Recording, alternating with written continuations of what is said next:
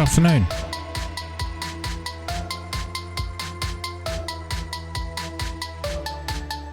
I'm Daniel Miller, and this is the Gaming Dialogue News.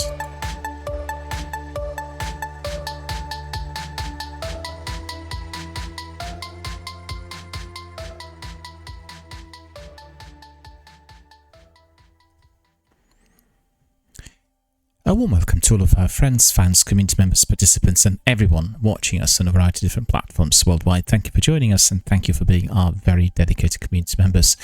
Thank you for supporting our channel and also our charitable fundraiser for the Mind Charity, a British-based charity that helps people who are experiencing mental health issues. Thank you for your support. Thank you for your follows. Thank you for your likes, for everything you've done so far. Thank you for sharing the information and spreading the word amongst your community members. Truly appreciated by us all. Myself personally, the Mind Charity, and most importantly, very greatly appreciated by everybody who is using the services. So, a busy weekend, lots of different news coming our way, and certainly, as I said yesterday, the major announcements in relation to Assassin's Creed Shadows and also Hellblade 2. And very, very excited about both games, got to say. I spent some time yesterday debating and discussing and giving you some introduction on what the new Assassin's Creed is going to be giving us. And you have seen there have been many news published elsewhere on various hubs. Literally snowed under with the excitement and the quantity of new ideas which are related to the new title. Everything I've seen so far is indeed very, very remarkable. I'm very excited about the title. Looking forward to everything that will be coming from the studio. And it's quite astonishing if you go back in time to see that the series has been around for what, 16, 17 years roughly. And they've had almost one game per year produced in recent years. So really quite extraordinary that the game of such magnitude with so many activities, massive open world, interesting characters and plenty for us to do is being created within such a short period of time. And I'm really curious to see what will follow. In fact, I did spend a bit of time looking at the clips and trailers that they have released on YouTube, and there's this big major storyline trailer which I watched produced and delivered by Ubisoft this week, and it's very, very interesting that they're bringing back the concept they tried in Syndicate, where you have two different characters, and those characters are indeed going to be playable throughout the game. And first and foremost, you are going to be able to choose either of them at the time when you enter the actual gameplay. So, you know, before you commence a mission, you can come in as either the samurai or the warrior, and then you can take it from there. So definitely very interesting. Anyway, I told you all about Assassin's Creed Shadows yesterday, and today we'll talk exclusively about Hellblade 2, the game that is hotly anticipated and indeed very greatly awaited now for some time from Ninja Theory Studios, and it will be released on Tuesday via Xbox Game Pass and everything that Microsoft and Xbox can offer really for a successful release of the game, which is probably one of the most realistic we've seen in many years, and certainly I would say one of those that will certainly scare you. Very frightening, as it is tackling the problem of mental illness, or I should say the experience of mental illness as it is seen and experienced by somebody from within their mind, in the head in fact. And I think the first game had excelled definitely through that realistic portrayal of the lead character, and we were immersed, we were kind of deeply drawn into her mind, and we were experiencing her voices in the same way as if we were her. So I think not maybe everyone's cup of tea, but the game did take off. It did build a huge fan base, and everyone's been just waiting for the next installment, and the next installment is just about to be arriving to us tomorrow. If you are on Xbox and if you are a Game Pass subscriber, what you can do is you can simply preload. By preloading, you are going to be getting easy access to the game literally the minute when it comes out. And so, definitely make sure that if you've not done that, do so overnight, and it is going to be ready for you to start literally at word go. And everyone wants to do that. You remember a few years back, before we had Twitch streams, before we had all the other interesting additions to the way we experience games, lots of people would be queuing up before midnight in order to get the game on the physical product, which was the disk drive, the disk, which you would be I apologize. Sometimes my mind really races, and therefore I can't really pronounce things properly. Anyway, you would be waiting before midnight at any of the local video gaming shops in order to get a disc of a particular title that was released on that date, in order to get it first of all before anyone else, and then you would quickly travel back home and then play the game from the start. No longer necessary. We are enjoying these digital downloads today, and anyone can simply click and preload at any time. We heard even from Microsoft this week they will be giving us the preload of updates, so we can be all ready for everything to be fully installed, done and dusted for us to crack on after the updates were released. That's particularly handy if the updates are emerging during the night. And if you're having your PlayStation 5 or Xbox Series S or X, you will know that on that non-power saving mode, you are getting everything downloaded as you sleep, which is tremendous. And also it's very fast compared to the older console, so really thoroughly enjoyable. Anyway, Hellblade will be released tomorrow, and you must be then certainly making sure that you are getting that preloaded in order to start literally from the word go. Right, so before we crack on with all the information related to Hellblade 2 and all that's been around during the last 10 days, they've started with a marketing campaign about 10 days ago, and that's been seen with some apprehension from the industry circles. A lot of people said, well, how is this game going to be succeeding if you're not running anything on a bigger scale? Well, let's wait and see. It is a different marketing strategy, and if you watched things released on Xbox through their YouTube channel, you would have seen that in the podcast they've gone to Iceland and they explored the terrain, which indeed was originally intended to be in the game and had been transformed into what we see in Senua's world. So absolutely terrific, and to see the Xbox crew traveling there and then exploring the terrain, exploring the area, finding for themselves what the actual locations look like in Iceland, and then later talking to the team is simply priceless. So if you are a fan of Hellblade, then definitely head to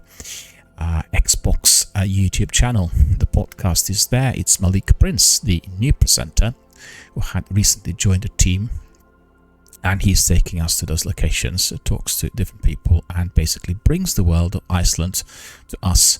And certainly a sort of thing that you should be watching before you play the game. Also have quite a few clips from the developer, and that's Ninja Theory.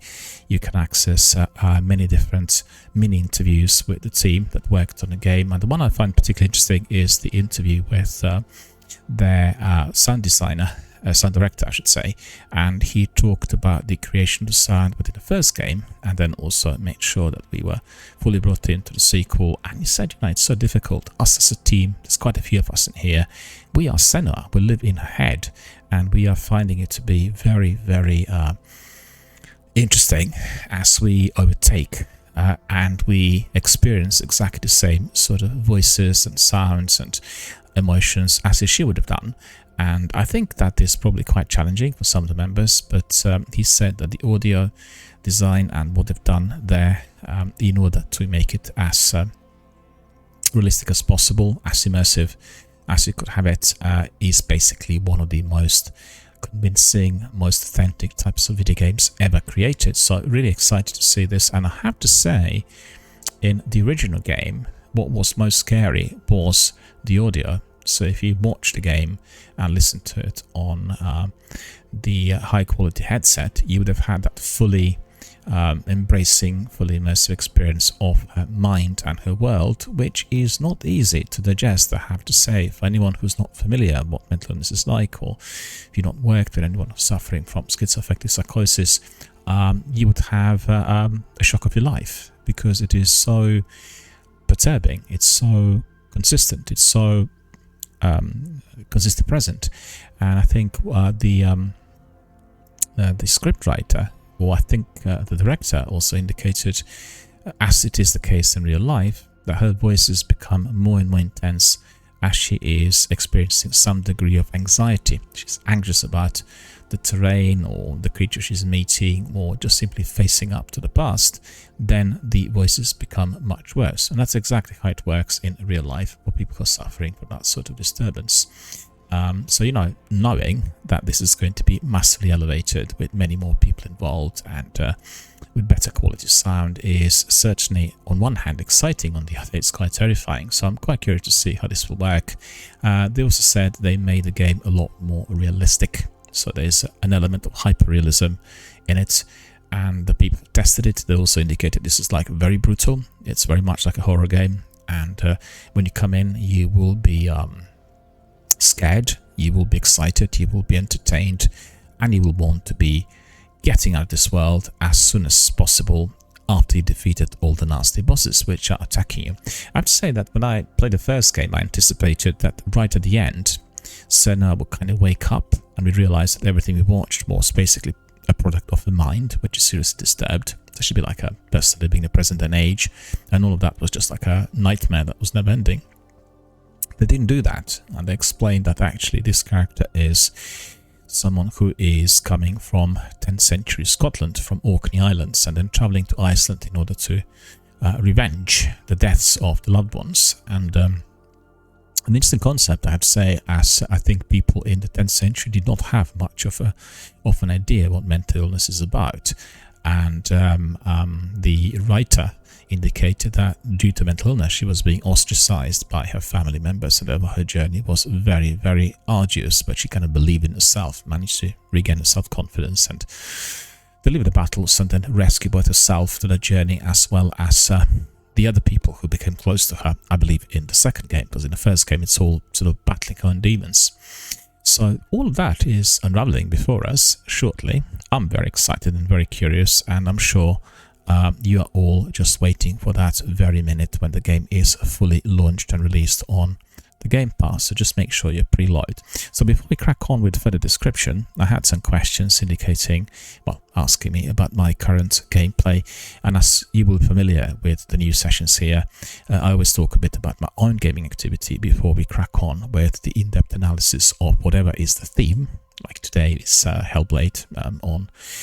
During our last session, we were exploring the world of Assassin's Creed Shadows, and then we'll have a look at the kind of the usual daily news, whatever came to us on the wire. So it's fairly comprehensive, and I guess it combines the kind of personalized aspect of gaming, the way I experience certain titles, and then also what is coming to us from the industry as well as from our community members. So the question I received was from Jessica. She is a regular viewer of the news and our game streaming sessions, and she was asking, which game did you consider to be the best of late? Well, I think you probably missed out on a couple of podcasts this week, but after quite a few years, I got hold of Tomb Raider, the definitive edition, and I had the game ready for quite some time, and as it popped up on the Game Pass this week, I said to myself, well, might be a really good idea to really crack on and see what the game's like. And I'm astonished. I just sort of cursed myself for not playing this game already 5-6 years ago, and the game's come out 11 years ago. It's 2013 release. It's just amazing. The game is so greatly full of puzzles and obstacles. You are playing Lara Croft, the character from the series, and it's very different to everything else I've seen previously or what I played. I played Lara Croft Tomb Raider on PlayStation 1 in the past. I've not tackled the more recent releases, which I guess are labelled Survival Trilogy. And it's appropriately titled, as the game is indeed very, very tricky, and you have many, many formidable enemies which you will need to eliminate, as well as obstacles that need to be overcome. She's a very good alpinist and somebody who can between trekking and climbing and jumping and all sorts, but you need to master the in-game mechanics in order to do this successfully, otherwise you'll be dropped into the abyss, and that is going to be no fun to anyone. So really, at the end of the day, the game that's been on my shelf for quite some time, and I'm just really glad I'm reacquainted with the title and the series. The first and most important thing I need to tell you is you can take loads of wonderful screenshots. The framing of the game is second to none. It's just really extraordinary. And then you will be having many different types of enemies that will be encountered in the course of your activity. But I think what I found quite tricky is some of the puzzles. You know, the puzzles can be kind of mesmerizing at one stage, and maybe also mind-boggling and very frustrating if you aren't able to crack a particular section and therefore get stuck in a title. So principally in this game there are several puzzles that appear to have very little logic behind them, but on the other hand, when you press that it's like a special vision, you know, to take like a survival mode to see what you need to tackle first in order to survive. It'll point you to a particular object that needs to be engaged, and you can engage the object, but the question is in what order. So I played yesterday the section where she comes to what is it? It's a kind of a secret cave, and then there's a small pond, or is it like a mini river in the cave, and then you need to jump from one obstacle to another, and it's just been very difficult to find out what the best way would be of getting to the final point. And I did spend a bit of time, and it's tricky as you have well, as I said, there's not much logic behind what you need to do. So it is really the question of you trying to work out what the best strategy is and what objects you need to engage with first and in what order. And that is a sort of system which they had introduced throughout the game with many puzzles, and some are easy to tackle than others, but makes it really challenging and certainly very interesting and exciting. And you know, I've already gone down to about 65% of the missions and the story.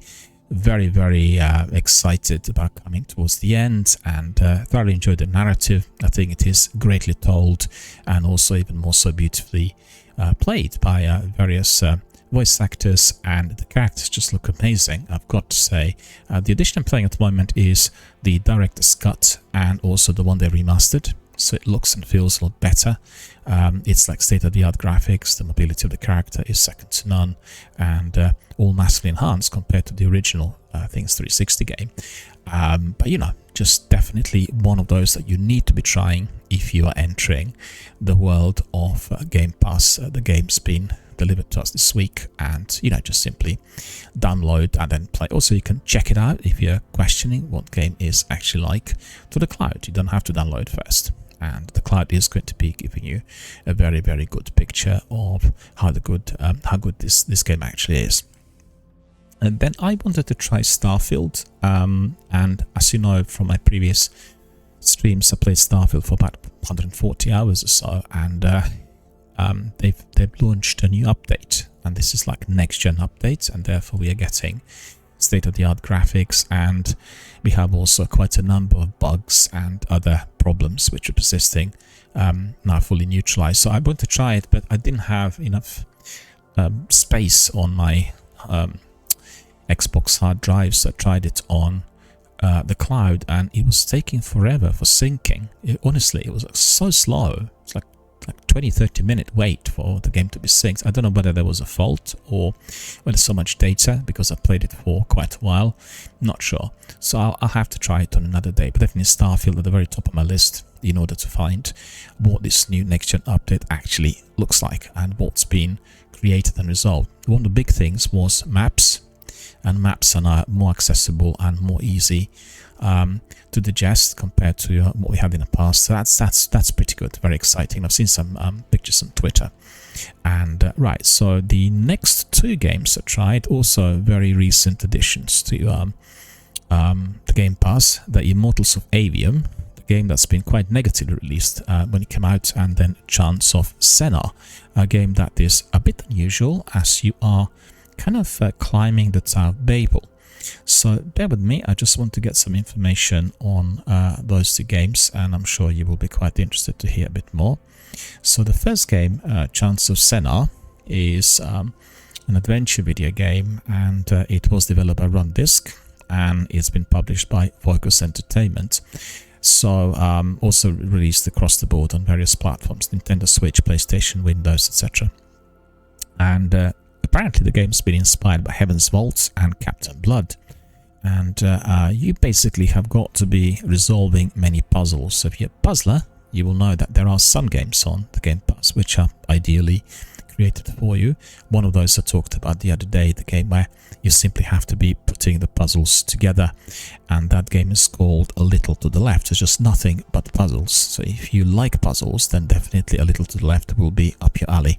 And this one is a game where you're playing the lead character. You have to be going through various sections of a temple, various towers, and so you have some mini games which are tricky, and you need to be translating fictional languages, but also it does have some stealth gameplay. So all of that in one is very exciting. It looks very good, and I have to say that for me, when I looked at it, it looked a bit like Moebius's graphic novel, if you're familiar with the wonderful European graphic novelist and illustrator, the comic strip artist. And I've read quite a few of his comics. This is just visually very, very much aligned with the world that he was presenting us with for quite a few years. And they said also the plot of the game was inspired by Tower of Babel, which is a myth, and then you have to be translating between various different tribes that actually don't understand each other as they speak different fictitious languages. And I think generally it's a game that is quite unusual. It has very good graphics, it's very easy to play. Highly recommend to everyone. I tried it, I liked it, but I've not gone very deep into it. Certainly, when you're trying out a game for about half hour, you want to see whether it grabs you, whether it has a system that is interesting, but it does have narrative or the gameplay that will sort of bring you in. And this game absolutely and certainly has all of that. The game I just mentioned, the other one that I tried, is Immortals of Aveum, and this game had a huge publicity campaign before its release, and that is because the company that released it is Ascendant Studios, and if you're familiar with the studio, you will know that they had quite a big campaign prior to this game being launched in order to kind of beef up on the interest and present this new studio as something which is of substance. And don't forget that there were several people involved in the creation of the company. It's like a split off, and Brett Robbins was one of them, and then some people who worked for Electronic Arts in the past. And Robbins was one of the lead people at Sledgehammer Games, and he kind of departed, and he was then creating Ascendant Studios together with somebody called Brian Sheath, and he is a former partner of a private equity software investor, Visa Equity Partners. So, quite an unusual combination of people who worked in the industry, who want to do something independently, and a product that will kind of look very polished and very much like a AAA blockbuster. And that's exactly how this game looked like. I watched several showcase events through which the game was presented, and it was very good and very interesting, and mouth-watering graphics, looked like a lot of different bosses and strange activities which you'd have in the course of the game. It did remind me of some other very immersive open world RPGs. So coming back to it, it was released in 2023, and that was in August, I think. And it's an FPS game, so there's a lot of fighting and lots of activity with your guns and weapons. And it's published by Electronic Arts. It was again released across the board on PCs and consoles. And generally, I think the biggest problem with the game was they didn't really pitch the release date properly. This is a sci-fi game that looks a bit mythical. It's got like the elements of laws and big legends, very kind of in-depth analysis of what you find in there in the open world. And really, pitching it 2 or 3 weeks before Starfield was just very unwise. I mean, Starfield's been anticipated for more than 10 years, and huge marketing campaign, fantastic Xbox presentations, and Starfield just killed it for Immortals of Aveum, which I think is a real shame. I've not played the game on release. It was not instantly accessible through the streaming platform, so I waited, so I had a chance to try it the other day. It looked amazing initially. reminded me of Dishonored. You know, the same sort of beginning. You have two characters who are exploring the environment and then trying to snatch somebody's money as they're listening to a preacher, and you know, it looked like a very interesting prelude to what was to follow. I obviously need to get my teeth into the whole activity. Need to find out what the narrative's like, but trying it on client was okay. It seemed to play well. It wasn't particularly choppy or delayed. It does have very sort of dense, very illuminated, high quality graphics. It's best downloaded and best played on Xbox Series X, and they have like 25 different spells. But before telling you about the details, the game also, because as it's been released just before Starfield, it didn't really sell well, and that really was of huge concern. So therefore the studio had to be downsized rapidly and massively, literally at the point of the release, and that's really a bad omen for any studio. You know, you got a new title that looks polished but actually doesn't deliver. The problems there, I think, initially with the technical side of things, it didn't perform as expected. People getting frustrated, and you know, people today are not very patient. Everybody wants everything to be sorted immediately, and that is, in this sort of video gaming world, not always possible, particularly if you're talking about some very serious bugs or anything that's dependent on the way the game was created, or most importantly, if there is a fault within the engine, the way the engine was applied, as we've seen with Anthem, for instance, with their Frostbite engine that didn't really perform too well with several titles. Coming back to this, an FPS game, it has about 25 spells. It's ranging from offensive and defensive magic, divided between red, blue and green types. So additionally, you have also features where you can have a talent tree. It's like a skills tree with over 18 nodes. So as you're carrying on, you are collecting your points, and then you are leveling up with these nodes and getting more talents and become more powerful and mighty in the course of the overall narrative of the game. And they said generally considered to be fairly short, so at normal difficulty you'll be doing it within 12 to 16 hours, and if you're looking at the full completion, the highest difficulty, that will be between 25 to 30 hours. Generally, when I discussed this with other gamers, they said they felt they like the games of that size the best, and I can understand it. You know, people who are dedicated members of the gaming community are the people who will be always wanting to see and play the games which can be fitted in, and then you'll have like 2 or 3 PvP games which are playing over, you know, a longer period of time, such as PUBG, Apex, or Destiny, for instance, and you will be then having 1 or 2 titles which you're doing alongside, and having 2 or 3 titles which are as big as Skyrim, Starfield or Mass Effect is definitely something causing eyebrows to be raised, you know, amongst those members. They prefer games which can be played for maybe a couple of hours a day, and you'll come to a conclusion. So there's the prologue, there's the beginning, there's the middle piece, there's the end and epilogue, and that's it, without needing to spend a few hundred hours. You know, it's open for discussion. I think for myself, not important really how long the game is. It's the content, it's the quality, it's the narrative, it's the gameplay, it's the concept. All these factors are critical. There are games like The Last of Us or Mass Effect where you really feel for the protagonists, so the fact you're bonding with the characters is critical. That's giving you an oomph for you to carry on to play similar sort of game again and again, or to revisit the same title.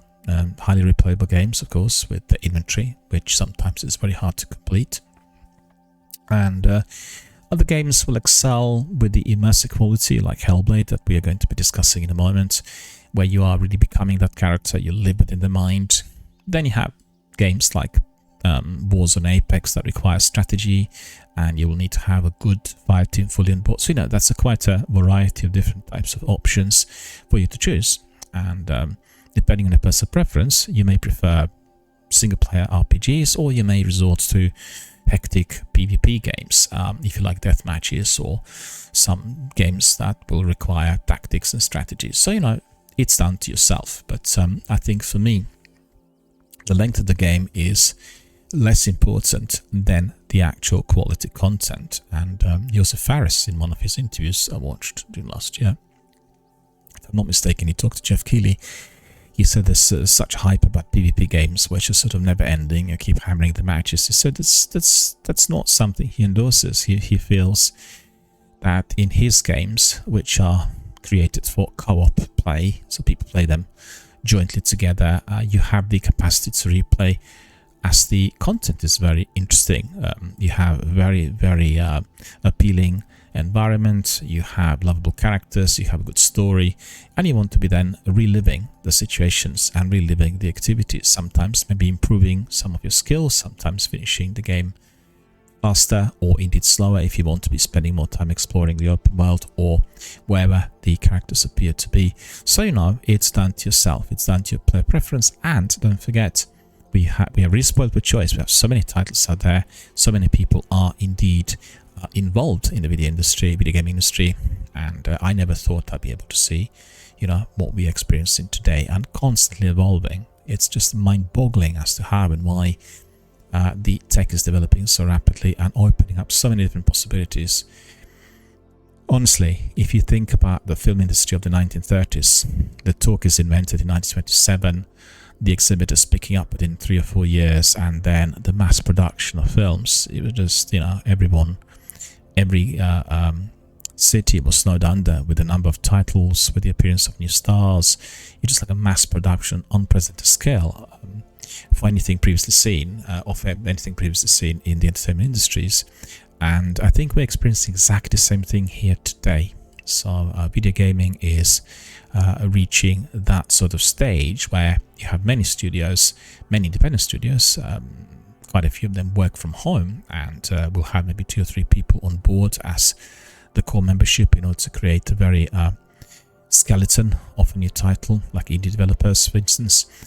And then you have the big companies such as Sony and Microsoft that will be bringing in the independent studios, which they consider to be by far the best, into the equation, and therefore becoming fully part of all that then becomes their game studios. So, very competitive, very diverse, with very many titles emerging at all times across the board on all platforms. And also very recently, as we've seen in the last maybe 3 or 4 months, the executives of these companies decided that exclusives, or the games which were applicable just to one platform, are no more. This is not the way the industry is progressing, and that's not the direction they will be taking in the months and years to follow. So we've seen various titles migrating from Xbox to PlayStation, vice versa, and they all want to be making sure that there is going to be cross-save and cross-platform.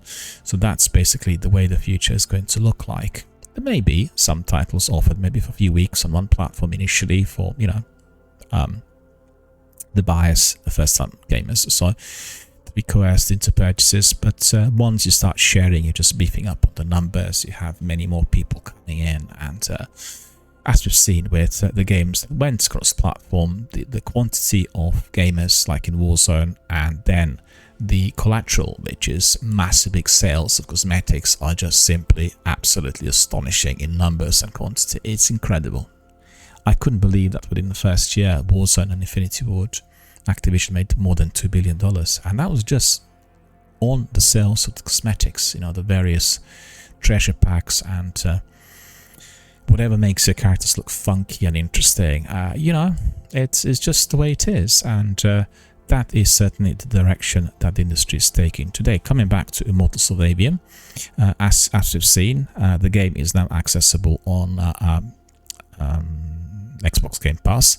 So if you're interested, you can just have a look, and I've got it there at the top of my list. I tried it, I liked it, and I carry on playing it. But don't forget, I'm doing this Tomb Raider Ultimate Edition at the moment, which needs to be definitely done and dusted before I migrate to another biggish game, roughly the same size.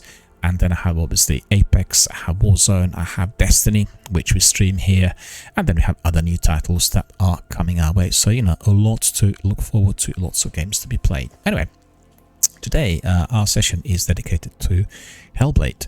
And like I said, Ninja Theory are releasing the game on Tuesday.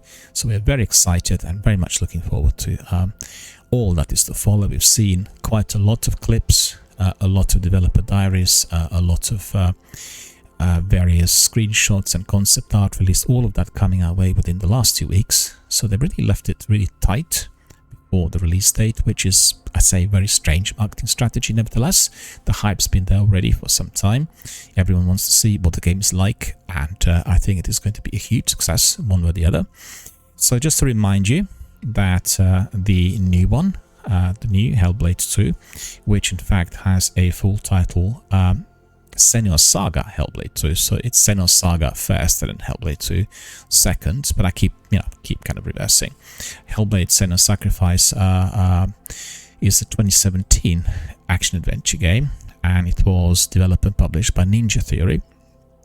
So this dark fantasy world, which was inspired by Norse mythology and Celtic culture, and you have Senua, the lead character, and she's a picked warrior who has got to be making her way to Helheim by defeating terrible, otherworldly, very scary entities, and some of them appearing to be almost semi-supernatural, and then facing their massive challenges in order to rescue the soul of her dead lover from the goddess Hela.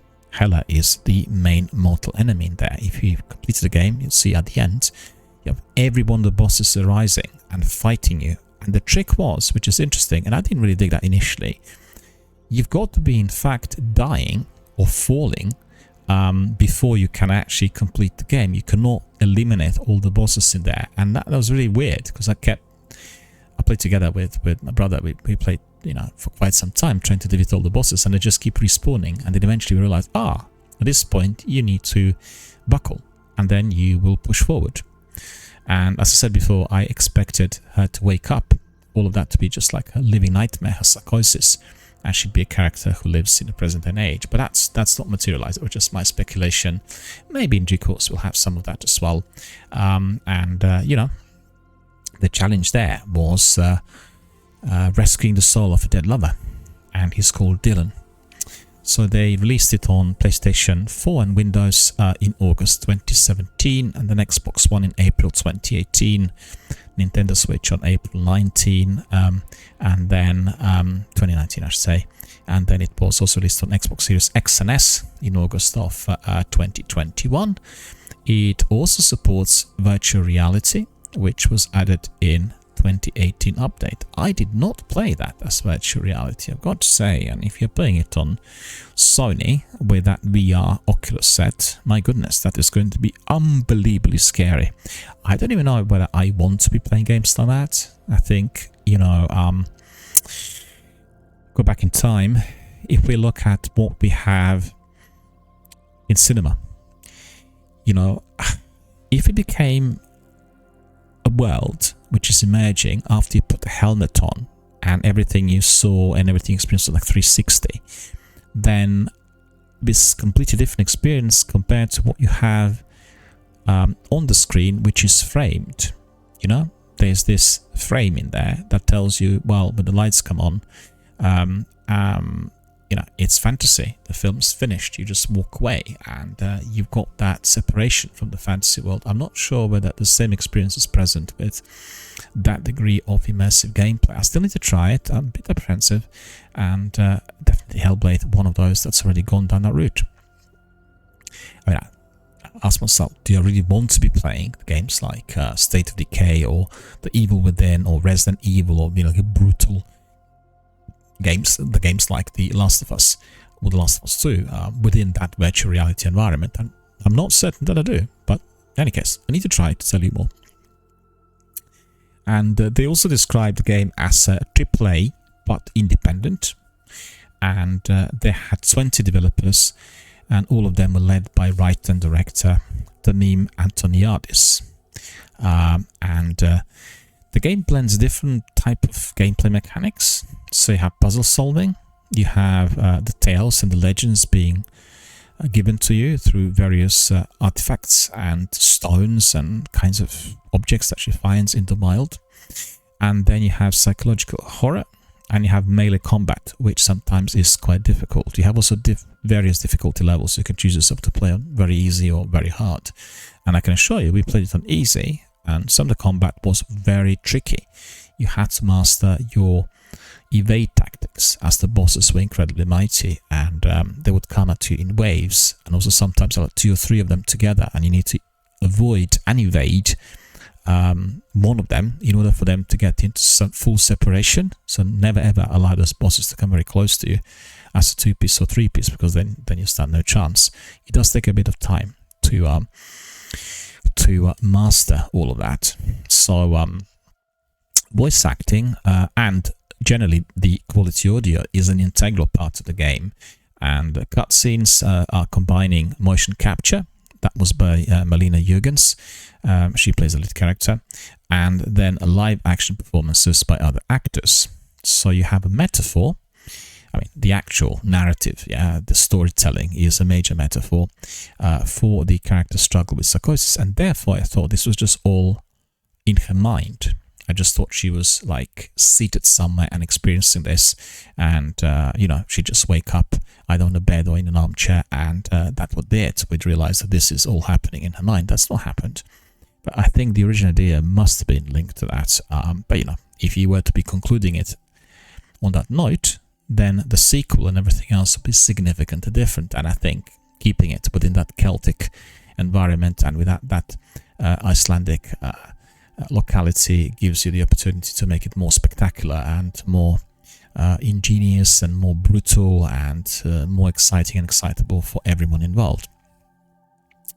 So the game's narrative serves as a metaphor for the character's struggle with psychosis, and she suffers from the condition, but she's not aware of that being an illness, but she believes that this is a curse, and this curse might be coming to her from some of the fiercest enemies. And she is also haunted by this entity called the Darkness, and the voices that she's experiencing are called Furies. And also she's plagued by the memories from her past, which bring back Dylan and the experience of her father's relationship with her and many others. So generally, in order to be as realistic as possible, the team that developed the game brought in a team of neuroscientists from Oxford and Cambridge universities, and they had several who were basically their specialist advisors in order to make it as realistic as possible and as close to the real life experience, just to make sure that people would become more aware of what it's like to be struggling with such disturbance. And that is what the game really represents the best. It's its greatest success. It is absolutely extraordinary to see in action.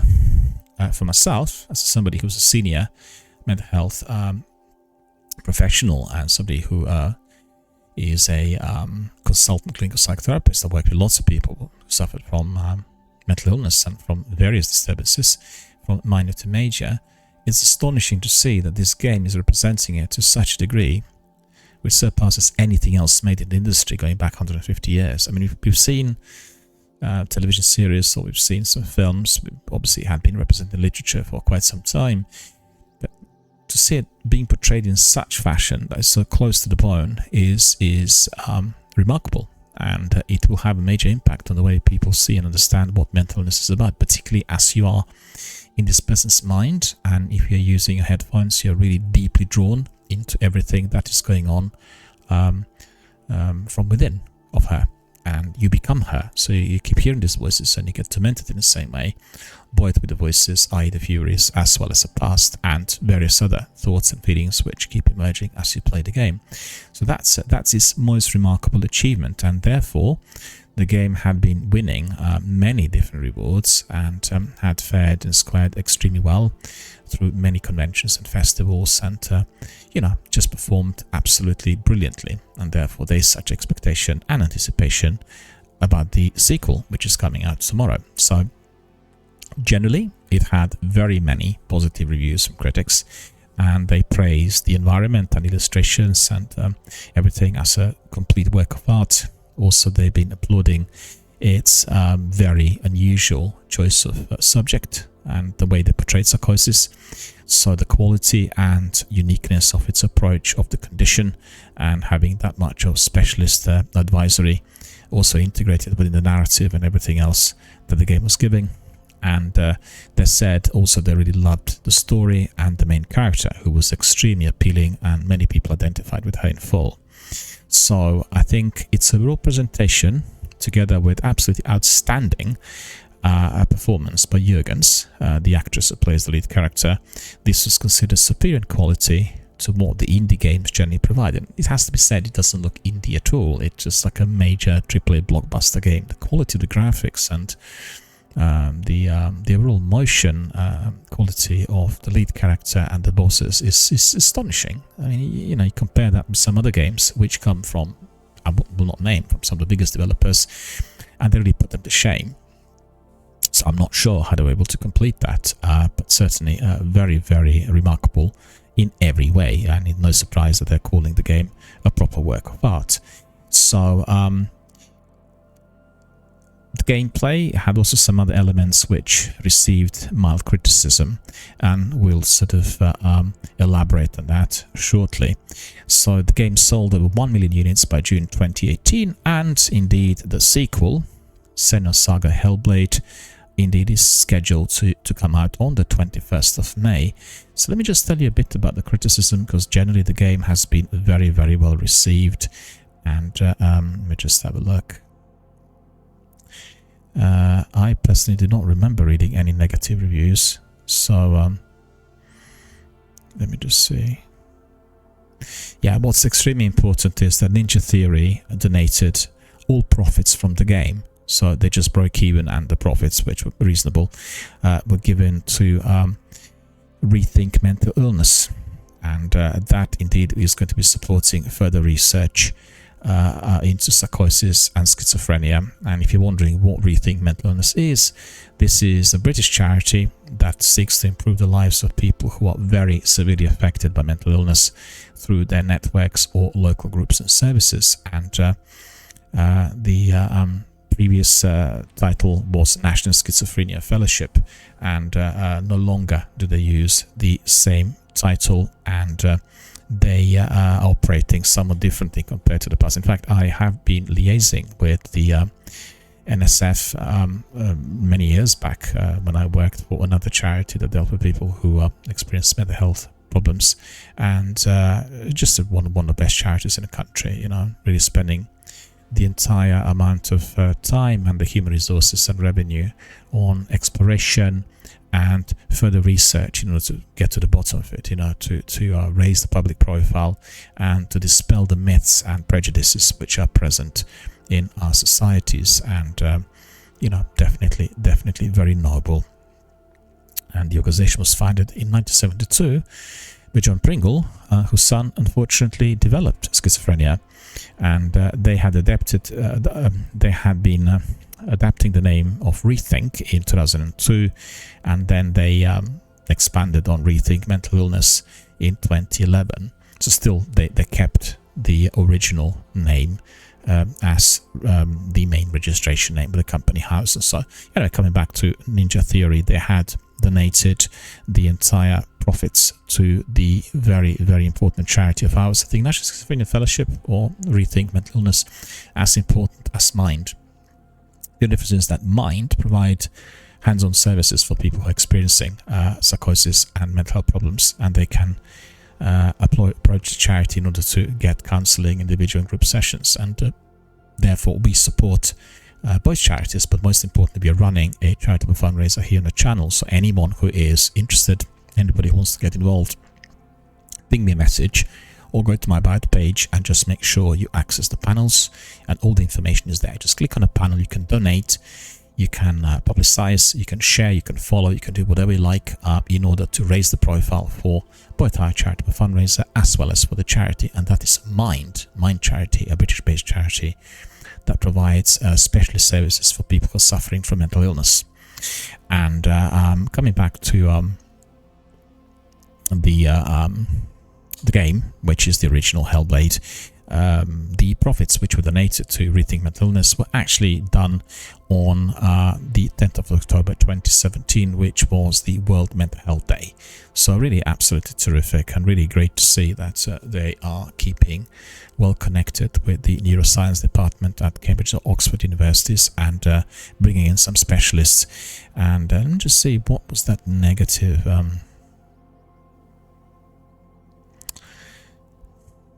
Well, I have not read any negative reviews of Senua, and I've got to say a bit surprised. Anyway, we'll just leave that for some other day, and we'll now be exploring Hellblade 2, the game which indeed we're all hotly anticipated and eagerly waiting for. And we just are going to be cracking on with the gameplay tomorrow if you preloaded. So this is an extension of the first game, and the game is developed by the same studio, Ninja Theory, and you have also the same director and the producer, and they are set, well, the game is set in a 10th century Iceland, like I mentioned earlier, also linking itself to the same background like in the first game, Norse mythology and culture. And it's coming out tomorrow on the 21st of May 2024. So the game was created with a higher budget and a larger team when compared with its predecessor, the game number 1. Very similar to the other game, and it has again puzzles, and it has kind of combo based combat, and you will have visuals which are greatly revamped from the previous title. And in this one there are, I guess, a few more bosses. They're a bit faster, so it's a faster paced combat, a bit more of a head-on rather than stealth or evading as it's the case in the original game. And they said also they've been revamping the previous they've been building it on a brand new Unreal Engine, so it gives them a lot more muscle to provide you with interesting activities and better quality graphics. And generally the overall line that they've taken is making it as realistic as possible in terms of own personal experience of mental illness, of psychosis. So that's the focal point of the game, in the same way as we've seen it in the previous one. I think the difference in here, comparing to the titles, is in the first one you were completely immersed in her own mind, her trying to resolve her own inner conflicts. In this sequel, that is not the case. She's more engaged and involved with other people whom she meets in the course of the game activity. So it's more of a sort of it's not a dialogue, but interpersonal exchange with characters whom she meets, compared to the first one, where in fact it was all about her inner struggle and inner battle. And you have, as I said, gameplay elements of puzzles and runes which you need to be collecting in order to advance. You have the overall examination of Senua's mental state, and you have a new fighting system. So if you got to master abilities in the course of the first game, make sure that you are doing the tutorial and you are getting more well versed on what to do, as the combat is significantly different according to the developer. And they also have a much greater array of enemies, and each one of them, of the bosses, will have a significantly different pattern of attack. They'll have different tactics. They will be coming in different numbers, and also they have highly dynamic weather systems and realistic physics, and the weather conditions and the physics will be affecting the overall gameplay and both combat and the exploration of the open world. They'll have to be getting through really difficult, damp, treacherous terrain, and you'll have also slippery, ice-covered slopes, which are very close to the coastlines, maybe more so than what we've seen in the first game. And I think they really made a couple of very good points in that Xbox podcast that I was describing earlier in this episode. They've gone to the actual locations. You can see exactly what the locations are like in real life. And the major thing that you notice is it's like hot air coming out of the soil, and that's basically due to the volcanic activity, and it's a very nasty smell, and that's been so well captured in the game as well. So when you go to these locations, you'll see that this is always under some form of threat, as Earth from within can be rebelling. And it's quite an uncanny parallel between the eruption of emotion and the eruption of disturbing thoughts which are happening within Senua. So very interesting how the environment could be also reflecting on the activities that take place within the protagonist's mind. So definitely keep it in mind when you play the game. Also, they said this game is, I guess, elevating the psychological horror elements So you will have to be grappling, first of all, with the psychosis, and then you have to be surviving the voices, the Furies as she calls them, and then they will be partly your guide, but greatly your challenge, as the voices, you'll recall in the first game, will be always belittling your abilities and telling you nasty things and so forth, so on and so forth. But then at times, when she's facing some of the greatest challenges, the voices are encouraging her to carry on. So it'll be interesting to see whether that is indeed taking place in the second game as well, to the same degree. And so as I said earlier, she is basically returning to Iceland and to the realm of Hell. This is a dreadful environment in there, in order to basically deliver vengeance against the Vikings and the raiders and barbarians who were inflicting devastating losses on her people in her own homeland of Orkney. Don't know whether you are familiar with Orkney. That's a selection of islands which are very high up north of Scotland, you know, and there have been all sorts of battles in there over the centuries, and I think although the game's not linking itself too well to the history, or there's no any sort of description of the actual historic events, you have certainly a very good flavor of what the tribes and the individuals who lived in that era were actually like, and what types of challenges they were facing from day to day. So that is also quite interesting, and definitely well captured by everything that you see in Hellblade. So you had the company called Ninja Theory, and they are now a member of Microsoft Game Studios, and that's been the case for the last 6 years. They became the members in 2018, and they basically are constantly expanding. They employed roughly 100 professionals to work for them, and about 80 had worked on Senua's Saga. So after the release of the first part, Tamim Antoniadis, who is the co-founder and the creative director of the studio, he decided to take a break, and then he went on a trip during which he went to Iceland, and he was like so impressed by the beauty of the place that it inspired him to have Iceland as the game's main setting.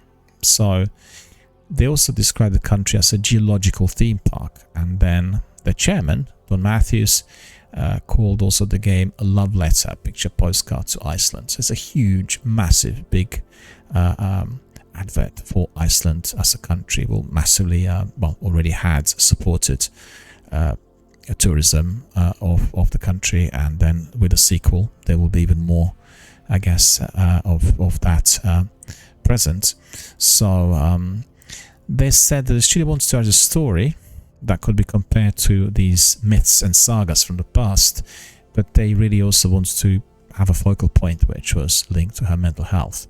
And then he participated in the early stages of development before leaving the company.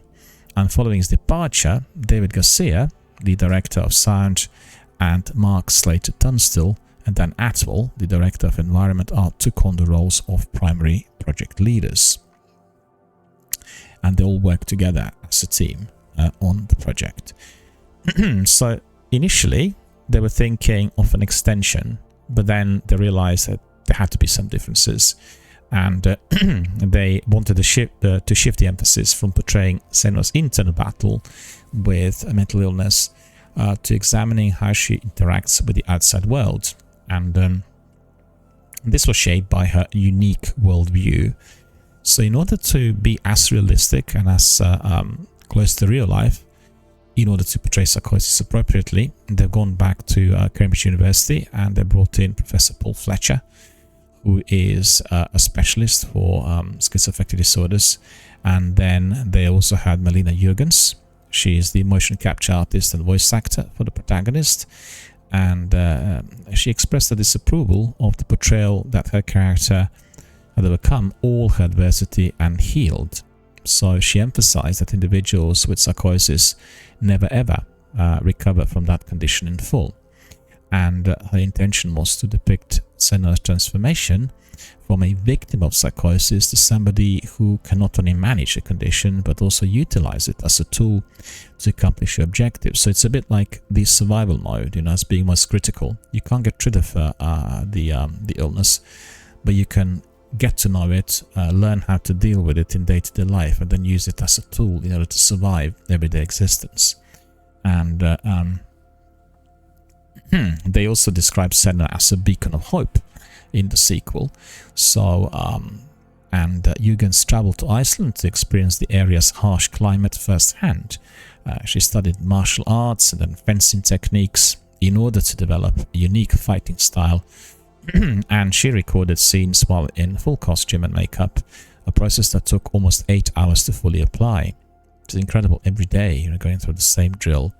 And then the animators underwent military training to accurately mimic the movements of opponent characters.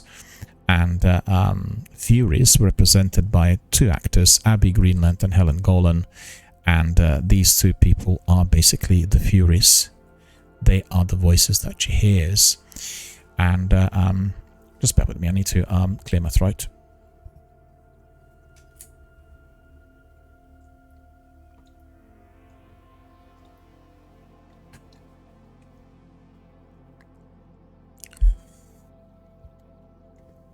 So Senna Saga features an improved fighting system, and that's emphasizing its seamless integration with the story.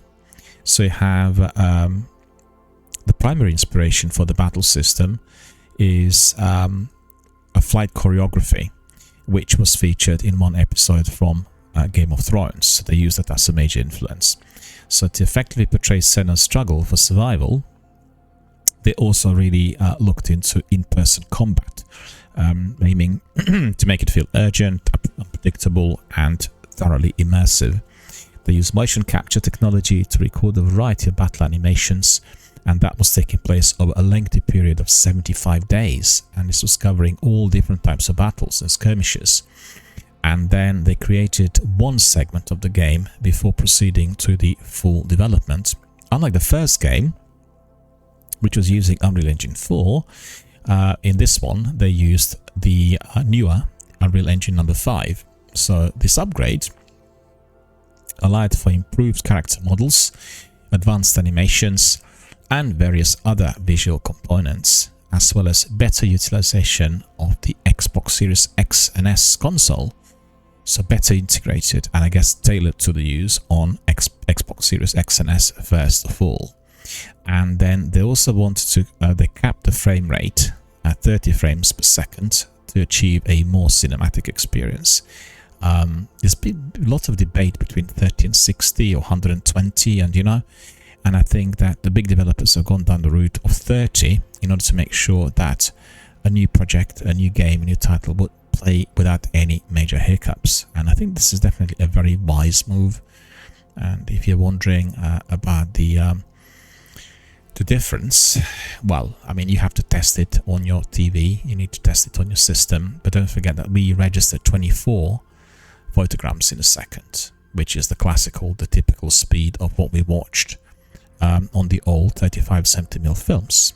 So, the difference will be in fluidity, placidity, in the easiness of the movement, in the brightness of colors, and in all other aspects of high quality graphics.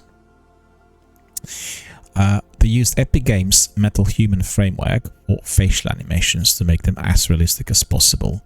Then you had motion capture, which was also conducted in Ninja Theory's The Office, and that was especially equipped for this purpose. So if you're interested, you can double check the documentary that was made at the studios, and that's come out recently, part of their developer diaries, and definitely have a look. It's a very it's a beautiful studio, well equipped, and definitely more than ready and able to provide all facilities that were necessary for the game to be as smooth as possible, and within the quality that was indeed desired. So they already previously developed with 3 Lateral, and they are basically a subsidiary of Epic Games, and they are specialized in motion capture digitization. So Uroš Sikimić was the specialist advisor and 3 lateral contributor. And he said that the team wanted to make the end result as photorealistic as possible. And they also were trying to experiment with new cinematic techniques. So like 2 or 3 different things joined together. And then they also partnered with Ziva Dynamics, a company specializing in visual effects and altered AI, which created voiceovers using artificial intelligence. And then that was also used to generate content during the early stages of development. So it'd be interesting to see how that worked within the game itself. Whether we are to see it easily or not is a different matter. But definitely they used altered AI in order to make it as realistic, as interesting as possible. They also used satellite data in conjunction with the generated graphic resources, and that was in order to reconstruct the landscapes of Iceland, and that was basically wanting to, I guess, create the way they looked like in the 9th century. But they had the unspoiled nature in there as it stands today. You've seen that in that Xbox podcast that was released this week, and then they just literally molded these into what they believed was the environment of Iceland in the 9th century. So you had also other components, namely hair and cosmetics and clothing. What's interesting is they were making the costumes, which utilized materials and methods unique to that era. And there is also a documentary on that. You can check it out on the YouTube channel Ninja Theory. And then they were scanning those to generate 3D reproductions using a similar process. And then you also have some claims that Robert Eggers' directing techniques, namely his dedication to historical authenticity.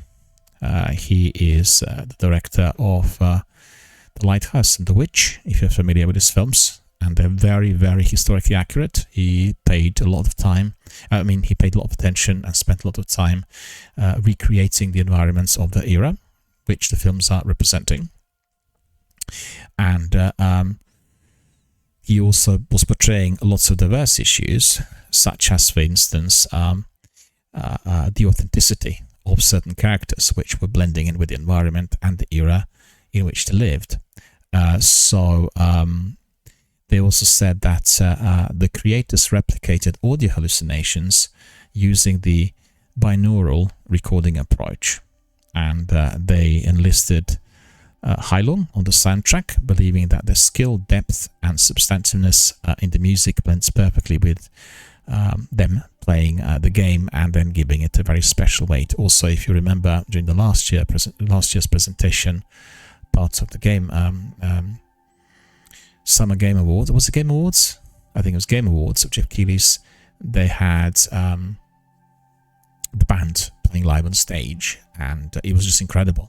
They were just like something literally transpiring from Hellblade, and very, very interesting the way they kind of made that music and created the songs that just perfectly created for the game. So anyone who's missed it, go to Jeff Keighley's hub and you'll be able to see the videos. They're really, really good, and they played live.